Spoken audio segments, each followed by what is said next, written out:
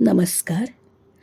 अक्कलकोटस्थ श्री स्वामी समर्थ महाराजांची आद्य बखर.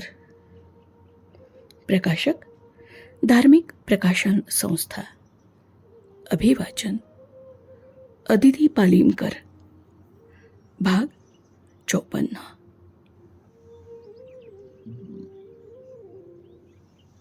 श्री स्वामी समर्थ.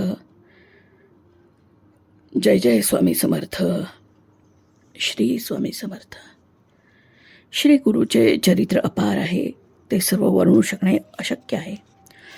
हर घडीला अनेक चमत्कारिक लीला समर्थ दाखवत असत. त्या सर्व लिहून ठेवणे अशक्य होते. फक्त 1-2 भक्तांनी स्वामींची चरित्र लीला आपल्या स्मरणशक्तीच्या प्रभावाने जगापुढे मांडण्यासारखी प्रकट केली. ती यथाशक्ती रसिक वाचकांच्या सेवेस सादर केली आहे. हजारो भक्तजण समर्थांच्या दर्शनास येत असत. प्रत्येकास निरनिराळ्या रीतीने चमत्कार दाखवून ज्याच्या त्याच्या योग्यतेप्रमाणे श्री गुरु मनोस्पित कामना पूर्ण करत असत. असे प्रसंग रोज शेकडो येत असत. यावरून समर्थांच्या लीला अनंत आहेत. त्या यथातथ्य वर्णन करणं मानवशक्तीच्या पलीकडे आहे, याची सत्यता वाचकांच्या ध्यानात सहज येईल. आता महाराजांच्या चरित्रासंबंधाने अखेरच्या काही गोष्टी सांगून चरित्र संपवण्याचा आमचा विचार आहे. सबब तिकडे लक्ष देऊन वाचकजन शेवट गोड करतील अशी पूर्ण आशा आहे. महाराज आपल्या जवळील सेवेकऱ्यांना आणि इतर भक्तजनांना त्यांच्या स्वतःच्या नावाने हाक न मारता निराळीच नावे ठेवून हाक मारत असत. त्यापैकी काही खाली दिली आहेत. चोळप्पा याला जैन या नावाने हाक मारत, कृष्णप्पा याला नीलकंठ्या, भुजंगाच्या प्राशियास फिरंगी, गणपत सेवेक रियास भट, राजास कुंभार, चोळप्पाची बायको यशुबाई हिला काशी, राजप्पा मोदी याला मारवाडी या नावांनी महाराज हाका मारत असत. बाळप्पा सेवेक याला तर लाला बहादर, मुत्सद्दी, गोविंद्या, धनगर अशी अनेक नावे महाराजांनी ठेवली होती. दगड फोडून लोखंड केला आहे म्हणून महाराज सुंदराबाईस हमेशा म्हणत असत. खरेच आहे, लोखंडाच्या पुढील पायरीस जाण्याची बाईची योग्यता नव्हती. पारमार्थिक विचार बाजूस ठेवून बाई केवळ पैशाकरता महाराजांची सेवा करी, मग उत्तम गती होईल याची बाईच्या मनात शंका येऊन ती पायापाशी जागा द्या म्हणून महाराजांची वारंवार प्रार्थना करी. प्रत्येक वेळेस नाही मिळावयाची असाच जबाब महाराज तिला देत असत. महाराज कधीकधी मोठी गमतीची थट्टा करत असत. अक्कलकोटचे राजेसाहेब यांनी एका जंगमाचा उपदेश घेऊन त्यास गुरु केले होते.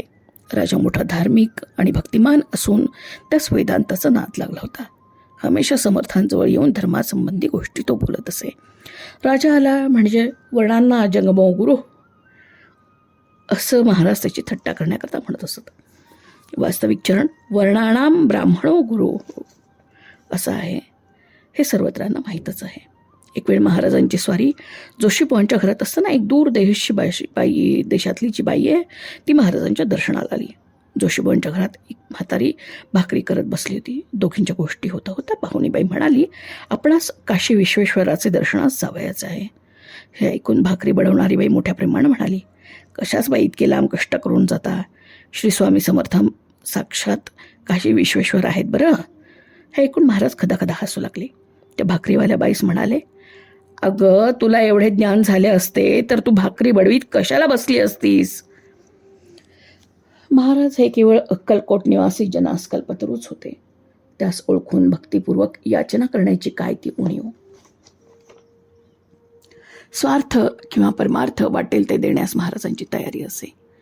बार्शीकडील काही लिंगायत वाण्यांचा नेम असे की वर्षारंभी महाराजांसन्निधी येऊन पुढे कोणत्या जणसांचा व्यापार केला असता आपणास बरकत येईल याबद्दल महाराजांची आज्ञा घेऊन ते त्याप्रमाणे व्यापार करत असत.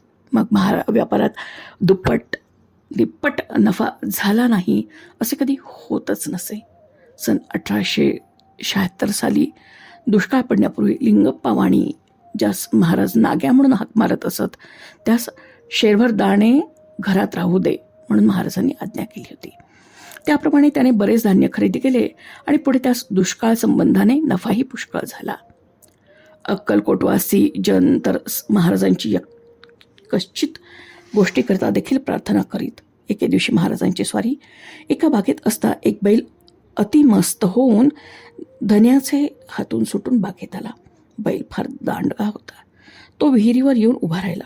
कोणी धरण्यास गेले की अंगावर चालून जाई.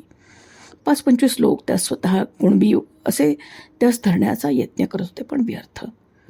याप्रमाणे सायंकाळ पावेतो त्यांनी अनेक प्रयत्न केले, तथापि बैल काही सापडेना. शेवटी कंटाळून कुणब्याने सायंकाळी महाराजांजवळ येऊन बैलाबद्दल हकीकत निवेदन केली. तेव्हा महाराज म्हणाले, तुला तुझा बैल धरिता येत नाही काय? कुणब्याने उत्तर दिलं, बैल अंगावर येतोय, धरू देत नाही, मी काय करू?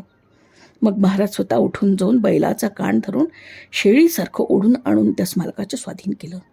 हे कौतुक पाहून कुणब्यास मोठा आनंद झाला आणि सर्व लोकांस महाराजांच्या सामर्थ्याबद्दल मोठं आश्चर्य वाटलं.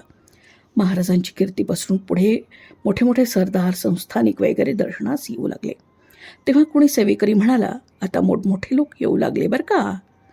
हे ऐकून महाराजांनी उत्तर दिलं, अरे रावण येतील बरे, रावण. श्री दत्तस्वामी महाराज यांच्या वास्तव्याने अक्कलकोट हे एका मोठ्या क्षेत्रांपैकी क्षेत्र बनून गेले होते. महाराजांचे मठ 4-5 ठिकाणी आहेत. गावाबाहेर बाजारपेठेत चुळप्पाच्या घरानजीक महाराजांची मुख्य समाधी आहे. गावात वडाखाली महाराज निजधामास केले. येथेही पादुकांची स्थापना केलेली असून मठ, सभास मंडप वगैरे उत्तम काम झालेले आहे. शुष्क काष्ठाच्या पाटावर महाराजांच्या पादुका वाटल्या. तो पाटही एका मठात ठेवलेला आहे. तसंच आणखी एक ग्रामजोशाच्या घराजवळ महाराजांचं मठ आहे. गावाबाहेर रामाच्या देवळाजवळ राजे रामराय यांनी हजारो रुपये खर्च करून चौक व त्यात मठ बांधलेला आहे. ह्याप्रमाणे अक्कलकोट हे जरी राजधानीचे गाव होते तरी वस्ती अगदी भिक्कार असून काहीच शोभा दिसत नसे. महाराज अक्कलकोटास आल्यावर अक्कलकोट गुलाबाच्या फुलाप्रमाणे करीन म्हणून वारंवार म्हणत असत आणि त्याप्रमाणे ते गाव सुधारून हल्ली त्यावर गुलाबाच्या फुलाप्रमाणे टवटवी आलेली दिसते. महाराजांच्या संबंधाने तेथे व्यापार वाढून जे लोक केवळ दरिद्री होते ते हल्ली श्रीमान झालेले दिसत आहेत. भिकार धाबे घरांच्या ठिकाणी हल्ली मोठमोठ्या हवेल्यांनी आपली डोकी वर केली आहेत.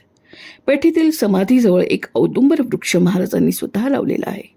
त्याची सेवा केली असता भूतप्रेतादी बाधा निरसन होऊन मनोस्पित कामना पूर्ण होतात. या मठाजवळ चोळप्पाचे घर आहे. त्याच्याजवळ एक मोठी बावडी नवीन खणलेली आहे. ती कुशावर्त तीर्थ असे नाव महाराजांनी दिले आहे. ही विहीर खणू लागले तेव्हा महाराज चोळप्पाच्या घरीच होते. रंगाप्पा सेवेकरी याने महाराजास विनंती केली की महाराज या विहिरीत भागीरथी आली पाहिजे. तेव्हा महाराजांनी गणपती सेवेकरी यास भवानी सहस्त्रनामाचे पारायण करण्यास सांगितले. त्याप्रमाणे पारायण झाले. पुढे विहिरीस पाणी लागले तेव्हा एकमुखी रुद्राक्ष रंगाप्पा सेवेकरी याच्या शेंडीत होता. तो महाराजांनी मागितला आणि मग रंगाप्पा आणि भुजंगा शिपाई या दोघांस आज्ञा केली की तुम्ही विहिरीत जाऊन स्नान करा व रुद्राक्षासही स्नान घाला. मग ते दोघे जाऊन त्यांनी विहिरीत स्नान केलं आणि बेल आणि रुद्राक्ष पाण्यात बुडवला. बेल आणि रुद्राक्ष नाहीसा झाला. तेव्हा रंगाप्पा येऊन त्याने महाराजांना स्नान केल्याबद्दल सांगितले. तसंच रुद्राक्ष आणि बेल नाहीसा झाल्याचंही सांगितलं. महाराजांनी सांगितलं की बेल व रुद्राक्ष त्र्यंबकेश्वरास गेले. जो पुण्यवंत असेल त्यास कुशावर्तात सापडतील. हे विहिरीचे तीर्थ कुशावर्त आहे. जे कोणी स्नान करेल त्याचे गोहत्याचे पातक जाईल म्हणून महाराजांनी सांगितले. याप्रमाणे तीर्थ प्रकट केले. विहिरीस राजेंद्र बावडी म्हणून महाराजांनी नाव ठेवले. महाराज विश्वकुटुंबी होते. महाराज जशास तसे होते. महाराज पूर्ण दयाळू होते. भक्तजन इच्छित कामना पूर्ण करणारे ते कल्पतरूच होते. इतकेच की कोणतीही गोष्ट धांदलीने होत नसे. कोणी आपली मनोकामना त्वरित पूर्ण व्हावी म्हणून महाराजांजवळ चिंतन करत बसला की उतावळा नवरा गुडघ्याला वाशिंग हे म्हणण्याचा महाराजांचा सपाटा चाललाच. पण भक्तांच्या इच्छित कामना निश्चयाने स्थिस जात असत. मात्र सावकाशीने काम होत असे. श्री स्वामी समर्थ. जय जय स्वामी समर्थ. श्री स्वामी समर्थ. अक्कलकोटस्थ श्री स्वामी समर्थ महाराजांची आद्य बखर भाग 54 समाप्त. क्रमशः धन्यवाद.